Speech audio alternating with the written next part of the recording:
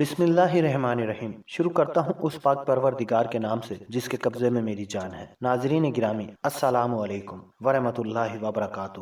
بے شک نادر سے قادر بڑا ہے۔ کہتے ہیں کہ افغانستان میں ایک بادشاہ گزرا ہے جس کا نام نادر تھا، بہت بڑا ظالم تھا۔ ایک دن جا رہا تھا کہ راستے میں ایک عورت پر نظر پڑی جو انتہائی خوبصورت تھی۔ وہ اسے پسند آ گئی۔ بادشاہ نے پوچھا، یہ عورت کون ہے؟ کسی نے کہا کہ ایک ترخان کی بیوی ہے۔ کہنے لگا، ترخان کو حاضر کرو۔ ترخان کو لایا گیا تو بادشاہ نے کہا کہ لکڑی کے کاٹنے سے جو بورا نکلتا ہے، مجھے صبح تک وہ بورا 1 من چاہیے۔ اگر نہ لا پائے تو آپ کا سر اڑا دیا جائے گا۔ بادشاہ کو ترخان کے قتل کا بہانہ چاہیے تھا۔ ترخان پریشان ہوا کہ یہ تو ناممکن ہے۔ پریشانی کی حالت میں گھر پہنچا تو بیوی نے پوچھا کہ کیا ہوا، کیوں پریشان ہو؟ ترخان نے ساری بات بتا دی کہ بادشاہ کل صبح مجھے قتل کر دے گا۔ بیوی نے کہا، آپ پریشان نہ ہو، اگر وہ نادر ہے تو اوپر قادر بھی تو ہے۔